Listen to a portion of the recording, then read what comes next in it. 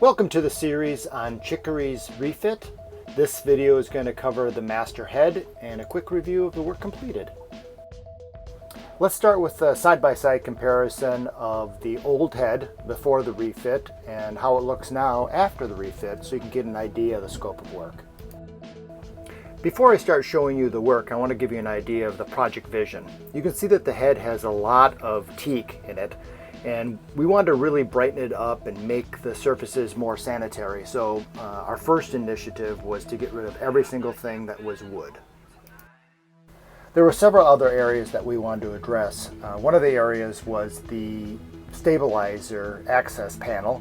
We didn't like how that was configured. The second area was a little plastic housing that hid the hoses, which was not very well done.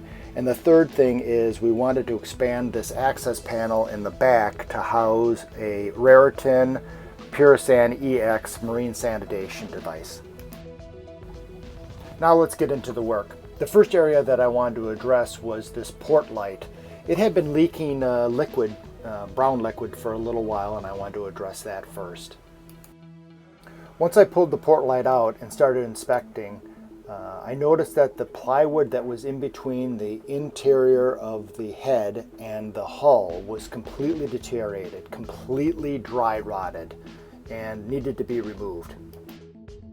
I dug out all the dry rotted wood and started to clean the surfaces. With all the rotted wood removed, I was able to start the process of cleaning and preparing for rebuilding the whole support structure. To start the rebuilding process, I needed to put marine plywood back in the area where all the other wood was rotted. This was no easy task working through such a tiny little hole. Once the wood was fitted, I was able to put thickened epoxy and fill the entire void, including sealing the wood from any kind of moisture in the future. Once all the epoxy had set, it simply was a matter of prepping everything for caulking and reinstalling the port light back into the wall.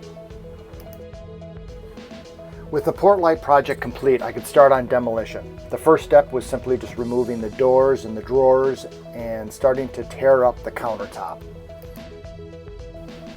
I needed to patch every old surface flaw, including failures that had been done in the past, any old fixture holes that were drilled for shower heads and valve controls, any kind of scratches, gouges, anything like that.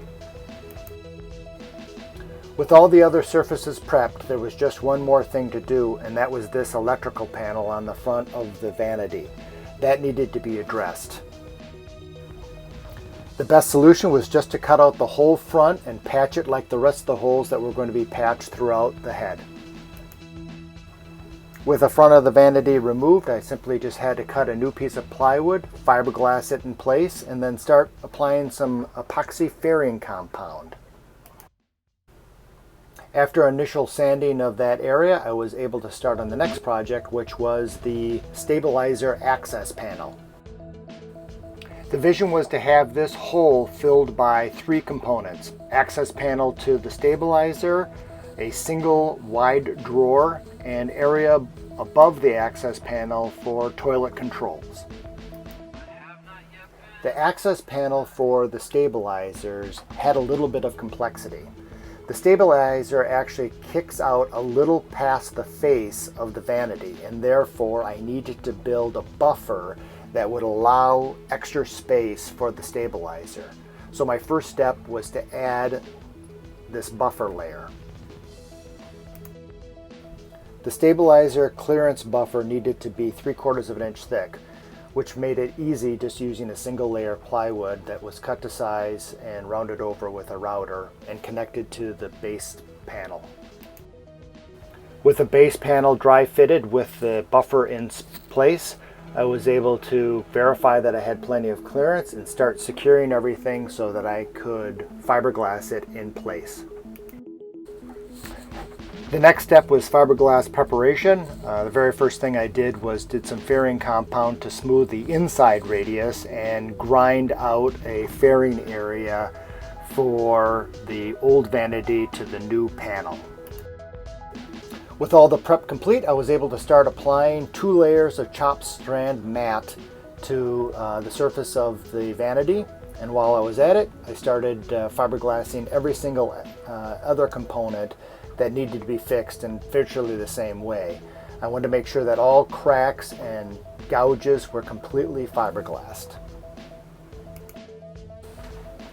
Once those 2 layers of chopped strand mat were dry, I was able to go back in and sand everything down and grind the surface to make sure that everything was flush and even. This was important because the very next step was going to be fairing and making sure that all the surfaces were true.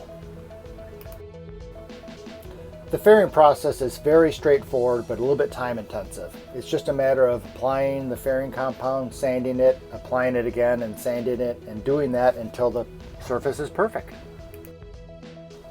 Once the fairing and sanding process was complete, it was getting exciting because now it was time for paint preparation, which included our first layer of primer. This really started to show how the project was going to look. Before applying any paint, I wanted to make sure that all the components I had were going to fit perfectly and I was going to have no issues. So I went through the process of dry fitting everything, fabricating the place where the toilet would seat and where the countertop would be. Everything was all set before I was going to apply paint.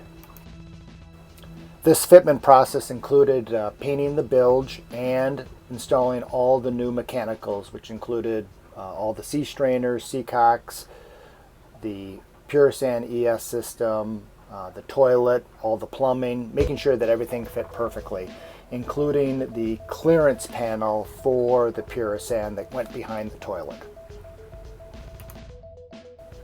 With the dry fitment process complete and all the mechanicals installed, I was ready to start the painting process.